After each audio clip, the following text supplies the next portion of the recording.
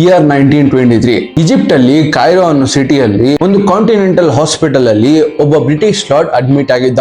ಅವನು heavy fever ಇಂದ suffer ಮಾಡ್ತಾ ಇದ್ದ. He was breathing heavily. ಬೆಳಗ್ಗೆ ಸುಮಾರು 1:55 ಅಷ್ಟೊತ್ತಿಗೆ ಅವನು ತನ್ನ ಕೊನೆಯ ಉಸಿರನ್ನ ಎಳಿತಾನೆ. He was dead at the moment. ಅವನು ಸತ್ತೋಗಿದ್ದೆ. ಕೈರೋ ಸಿಟಿಯಲ್ಲಿ ಎಲ್ಲಾ ಲೈಟ್ ಕಟ್ ಆಫ್ ಆಗುತ್ತೆ. Everything was covered in dark. Cairo ಸಿಟಿಯಿಂದ 1000 ಮೈಲಿ ದೂರ ಇಂಗ್ಲೆಂಡ್ ಅಲ್ಲಿ ಈ ಬ್ರಿಟಿಷ್ ಲಾರ್ಡ್ ಒಂದು ನಾಯಿನ ಸಾಕಿದ. ಆ ನಾಯಿ ಇವನ್ ಸಾಯ್ತಾ ಇದ್ದಂಗೆ ಅದು ಕೂಡ ಸತ್ತೋಗುತ್ತೆ. ಇಲ್ಲಿಂದ ಸ್ವಲ್ಪ ದಿನಗಳ ಹಿಂದೆ ಈ ಬ್ರಿಟಿಷ್ ಲಾರ್ಡ್ 3000 ವರ್ಷ ಹಳೇದಾಗಿರುವಂತಹ ಒಂದು ಫ್ಯಾರೋದು ಸಮಾಧಿನ ಓಪನ್ ಮಾಡಿರ್ತಾನೆ. ಅದ್ರ ಮೇಲೆ ವಾರ್ನಿಂಗ್ ಬರ್ದಿದ್ರು, death shall come on swift wings whoever disturbs the peace of Pharaoh. ಈ ವಾರ್ನಿಂಗ್ ಮೀನಿಂಗ್ ಏನು ಅಂದ್ರೆ, ಫ್ಯಾರೋದು ಶಾಂತಿನ ಯಾರಾದ್ರೂ ಡಿಸ್ಟರ್ಬ್ ಮಾಡಿದ್ರೆ ಸಾವು ಅವನ್ನ ಎತ್ಕೊಂಡು ಹೋಗ್ಲಿ ಅಂತ. ಇದಾದ್ಮೇಲೆ ನೆಕ್ಸ್ಟ್ 6 ವರ್ಷದಲ್ಲಿ 22 ಜನ ಸತ್ತೋಗ್ತಾರೆ.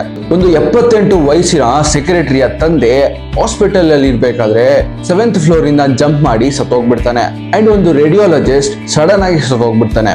ಯಾವಾಗ ಸೈಂಟಿಸ್ಟ್ ಈ ಮಮ್ಮಿ ಮೇಲೆ ಆಟೋಪ್ಸಿ ಪರ್ಫಾರ್ಮ್ ಮಾಡ್ತಾರಲ್ಲ, ಅವಾಗ they found something they couldn't explain. ಜಗತ್ತು ಇದಕ್ಕೆ ಒಂದು ಹೆಸರು ಕೊಡುತ್ತೆ, ದ ಕರ್ಸ್ ಆಫ್ ಫ್ಯಾರೋ. ಈ ಕತೆ ಸಾಕಷ್ಟು ದಿನಗಳ ಹಿಂದೆ ಈಜಿಪ್ಟ್ ಅಲ್ಲಿ 1922 ವ್ಯಾಲಿ ಆಫ್ ಕಿಂಗ್ ಅನ್ನೋ ಒಂದು ಜಾಗದಲ್ಲಿ ಸ್ಟಾರ್ಟ್ ಆಗುತ್ತೆ. ಒಬ್ಬ ಬ್ರಿಟಿಷ್ ಆರ್ಕಿಯಾಲಜಿಸ್ಟ್ ಹಾರ್ವರ್ಡ್ ಕಾರ್ಟರ್ ಮತ್ತೆ ಅವನ ಜೊತೆಲಿ ಕೆಲಸ ಮಾಡುವಂತ ಜನರು ಕಲ್ಲು ಮತ್ತೆ ಮಣ್ಣನ್ನ ಅಗಿಯೋದಕ್ಕೆ ಸ್ಟಾರ್ಟ್ ಮಾಡ್ತಾರೆ. ಅವರು ಒಂದು ಫ್ಯಾರೋದು ಸಮಾಧಿನ ಹುಡುಕ್ತಾ ಇರ್ತಾರೆ. ಇಡೀ ಇತಿಹಾಸದಲ್ಲೇ ಆ ಫ್ಯಾರೋ ಬಗ್ಗೆ ಏನು ಮೆನ್ಷನ್ ಮಾಡಿದ್ದಿಲ್ಲ. ಈ ರಿಮೈನ್ ಅನ್ಸೀನ್ಡ್ ಇನ್ ದ ಹಿಸ್ಟ್ರಿ. ಆ ಫ್ಯಾರೋ ಬೇರೆ ಯಾರು ಅಲ್ಲ, ಟೂಟನ್ ಖಾಮನ್. ಇಲ್ಲಿ ಹಾರ್ವರ್ಡ್ ಕಾರ್ಟರ್ ಬಗ್ಗೆ ಮಾತಾಡಿದ್ರೆ ಅವ್ರೇನು ಎಲಿಟ್ ಆರ್ಕಿಯಾಲಜಿಸ್ಟ್ ಅಲ್ಲ. ಅವರಪ್ಪ ಒಬ್ಬ ಅನಿಮಲ್ ಪೇಂಟರ್. ಅರಿಸ್ಟೋಕ್ರಾಟ್ಸ್ ಗೆ ಇವರು ಅನಿಮಲ್ ಪೇಂಟರ್ ಆಗಿದ್ರು. ಅರಿಸ್ಟೋಕ್ರಾಟ್ಸ್ ಅಂದ್ರೆ ಸೊಸೈಟಿಯಲ್ಲಿ ಒಂದು ದೊಡ್ಡ ಲೆವೆಲ್ ಅಲ್ಲಿ ಇರೋರು. ಅವ್ರನ್ನ ಅರಿಸ್ಟೋಕ್ರಾಟ್ಸ್ ಅಂತಾರೆ. ಹಾರ್ವರ್ಡ್ ಕಾರ್ಟರ್ಗೆ ಚೈಲ್ಡ್ಹುಡ್ ಇಂದ ಅವ್ರ ಹೆಲ್ತ್ ಅಷ್ಟು ಚೆನ್ನಾಗಿದ್ದಿಲ್ಲ. He was suffering a lot. ಅವರಪ್ಪ ಸಾಯ್ಬೇಕಾದ್ರೆ ಅವ್ರ ಪೇಂಟ್ ಬ್ರಷ್ ನ ಹಾರ್ವರ್ಡ್ ಕೈಲಿ ಕೊಡ್ತಾರೆ. ಹೀಗೇನೆ ಟೈಮ್ ಮುಂದೋಗುತ್ತೆ. ಒಬ್ಬ ಬ್ರಿಟಿಷ್ ಲಾರ್ಡ್ 17 ವರ್ಷದ ಹಾರ್ವರ್ಡ್ ಕಾರ್ಟರ್ ವಾಟರ್ ಕಲರ್ಸ್ ನೋಡ್ತಾರೆ. ನೋಡಿ, ನೀನು ಈಜಿಪ್ಟ್ ಹೋಗು, ಖಜಾನೆ ಹುಡ್ಕೋ, ನಾನು ನಿನ್ಗೆ ಸ್ಪಾನ್ಸರ್ ಮಾಡ್ತೀನಿ ಅಂತ ಹೇಳ್ತಾರೆ. ಅವ್ರು ಇಂಗ್ಲೆಂಡ್ ದೊಡ್ಡ ಅರಿಸ್ಟೋಕ್ರಾಟ್ ಆಗಿದ್ರು. Lord Carnarvon 15 years down the line he had spent 50,000 pounds. 15 ವರ್ಷದಲ್ಲಿ ಅವರು 50,000 pounds ನ ಸ್ಪೆಂಡ್ ಮಾಡ್ತಾರೆ. ಇವತ್ತು ಅದು ವ್ಯಾಲ್ಯೂ ಬಂದು 50 ಇಂದ 60 ಕೋಟಿ. ಆದ್ರೂ ಅವ್ರ ಕೈಯಲ್ಲಿ ಏನು ಸಿಗೋದಿಲ್ಲ. ಹೀಗಿರ್ಬೇಕಾದ್ರೆ ಕಾರ್ವನರ್ ಕಾರ್ಟರ್ಗೆ ಹೇಳ್ತಾರೆ, ಈ ಸತಿ ಏನು ಸಿಕ್ಕಿಲ್ಲ ಅಂದ್ರೆ ನಾನು ನಿನ್ಗೆ ಸ್ಪಾನ್ಸರ್ ಮಾಡಲ್ಲ. This is the last season. November 4, 1922 Harvard Carter exhibition ಸೈಟ್ಗೆ ಬರ್ತಾರೆ. ಬಂದಾಗ ಅವ್ರಿಗೆ ಒಂದು ಸ್ಟ್ರೇಂಜ್ ಸೈಲೆನ್ಸ್ ಎಕ್ಸ್ಪೀರಿಯನ್ಸ್ ಆಗುತ್ತೆ. ಅಲ್ಲಿ ಕೆಲಸ ಮಾಡ್ತಾ ಇದ್ದ ಒಬ್ಬ ವ್ಯಕ್ತಿ ಹಾರ್ವರ್ಡ್ಗೆ ಬಂದು ಹೇಳ್ತಾನೆ, ಅಲ್ಲಿ ಒಂದು ಸ್ಟೇರ್ ಕೇಸ್ ಇದೆ.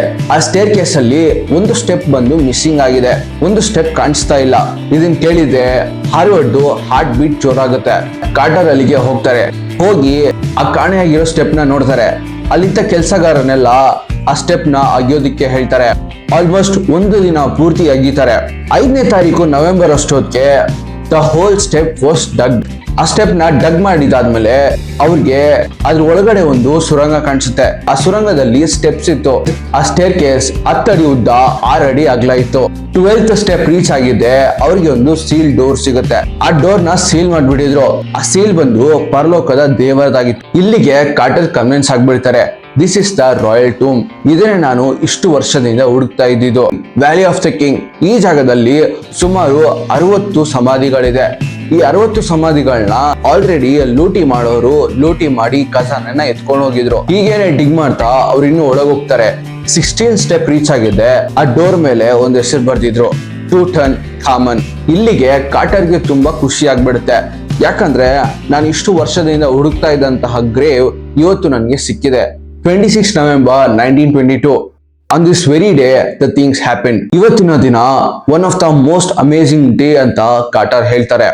ಕ್ಲೋಸ್ ಆಗಿರುವಂತಹ ಡೋರ್ ಮೇಲೆ ಕಾರ್ಟರ್ ಒಂದು ಹೋಲ್ ಮಾಡ್ತಾರೆ. ಹೋಲ್ ಮಾಡಿದ್ರೆ ಅದ್ರ ಒಳಗಡೆಯಿಂದ ಬಿಸಿಯಾಗಿರೋ ಗಾಳಿ ಹೊರಗೆ ಬರುತ್ತೆ. ಒಂದು ಕ್ಯಾಂಡಲ್ ನ ಹಚ್ಚಿ ಆ ಕ್ಯಾಂಡಲ್ ನ ಆ ಹೋಲ್ ಒಳಗಡೆ ಇಡ್ತಾರೆ. ಹೋಲ್ ಒಳಗಡೆ ಇಟ್ಟು ಅದ್ರ ಒಳಗಡೆ ಏನಿದೆ ಅಂತ ನೋಡೋದಕ್ಕೆ ಟ್ರೈ ಮಾಡ್ತಾರೆ. ನೋಡ್ತಾ ಇರ್ಬೇಕಾದ್ರೆ ಅವ್ರಿಗೆ ಒಂದು ಗೋಲ್ಡ್ ಫ್ಲಿಕ್ಕರ್ ಕಾಣಿಸುತ್ತೆ. ಹಿಂದೆಯಿಂದ ಲಾರ್ಡ್ ಕಾರ್ವಿನರ್ ಕೇಳ್ತಾರೆ, ಕ್ಯಾನ್ ಯು ಸಿ ಎನಿಥಿಂಗ್? ಅದಕ್ಕೆ ಕಾರ್ಟರ್ ಹೇಳ್ತಾರೆ,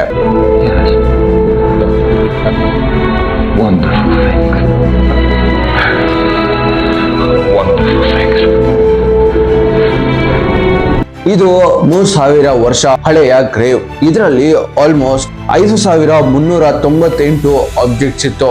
ಥಿಂಗ್ಸ್ ಲೈಕ್ ಸ್ಪೇಸ್ ಇಂದ ಬಿದ್ದಿರುವಂತಹ ಮಿಟಿಯೋರಾಯ್ಡ್, ಮತ್ತೆ 10 kg gold death mask and 130 walking sticks, ಮತ್ತೆ ಸಾಲಿಡ್ ಗೋಲ್ಡ್ ಅಲ್ಲಿ ಮಾಡಿರುವಂತಹ ಕಫನ್ ಬಾಕ್ಸ್ ಎಲ್ಲಾನು ಹಾಗೆ ಇತ್ತು. 3000 ವರ್ಷಗಳ ಹಿಂದೆ ಹೇಗಿಟ್ಟಿದ್ರೋ ಹಾಗೆ ಇತ್ತು.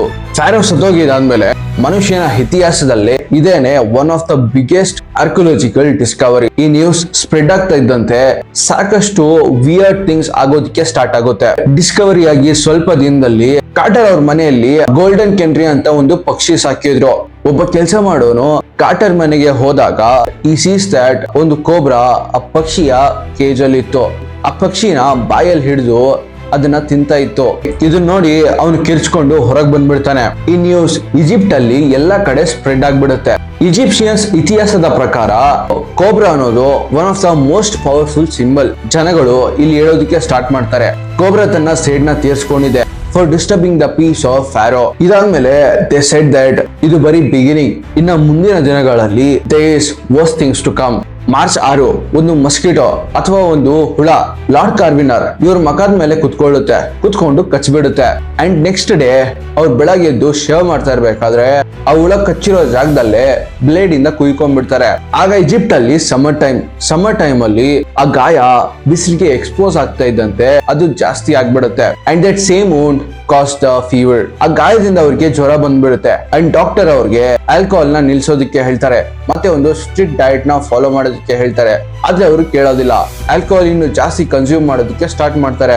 ಏಪ್ರಿಲ್ 5, 1923 ಲಾರ್ಡ್ ಕಾರ್ವಿನ್ ಒಂದು ಕಾಂಟಿನೆಂಟಲ್ ಹಾಸ್ಪಿಟಲ್ ಅಲ್ಲಿ ಅಡ್ಮಿಟ್ ಆಗಿರ್ತಾರೆ. ಹೈ ಫೀವರ್ ಇಂದ ಸಫರ್ ಮಾಡ್ತಾ ಇರ್ತಾರೆ. ಬೆಳಗ್ಗೆ ಸುಮಾರು 1:55 ಅವರು ಸತ್ತೋಗ್ಬಿಡ್ತಾರೆ. ಈ ಸಾವಾಗೋದಕ್ಕಿಂತ 12 ದಿನ ಮುಂಚೆ ಒಂದು ನಾವೆಲಿಸ್ಟ್ ಮೇರಿ ಕ್ಯಾರ್ಲಿ ಡೈಲಿ ಎಕ್ಸ್ಪ್ರೆಸ್ ಅಲ್ಲಿ ಒಂದು ವಾರ್ನಿಂಗ್ ಬರೆದಿದ್ರು. ನಾನು ಒಂದು ಬುಕ್ ಅಲ್ಲಿ ಓದಿದ್ದೆ, ಯಾವ್ದಾದ್ರು ಸೀಲ್ ಆಗಿರುವಂತಹ ಸಮಾಧಿಯ ಡೋರ್ ನ ಓಪನ್ ಮಾಡಿದ್ರೆ ಅವ್ರಿಗೆ ವರ್ಸ್ಟ್ ಪನಿಷ್ಮೆಂಟ್ ಸಿಗುತ್ತೆ. 12 ದಿನ ಮುಂಚೆನೆ ಇವರು ವಾರ್ನಿಂಗ್ ಕೊಟ್ಟಿದ್ರು. ಈ ಸಾವು ಆಗಿದೆ. ಇದಕ್ಕೆ ಸಿಮಿಲರ್ಲಿ 2 ಇನ್ಸಿಡೆಂಟ್ಸ್ ಆಗುತ್ತೆ. ಯಾವಾಗ British high commissioner Lord Allen electricity department ಗೆ ಯಾಕೆ ಎಲೆಕ್ಟ್ರಿಸಿಟಿ ಕಟ್ ಆಗಿದೆ ಅಂತ ಕೇಳ್ತಾರೋ ಅವ್ರ ಹತ್ರ ಯಾವುದೇ ತರ ಎಕ್ಸ್ಪ್ಲನೇಷನ್ ಇರೋದಿಲ್ಲ. ಸೆಕೆಂಡ್ ಇನ್ಸಿಡೆಂಟ್, ಲಾರ್ಡ್ ಕಾರ್ವಿನರ್ ಸಾಗಿದಂತಹ ನಾಯಿ ಸೂಜಿ ಇಂಗ್ಲೆಂಡ್ ಅಲ್ಲಿ ಸತ್ತೋಗುತ್ತೆ.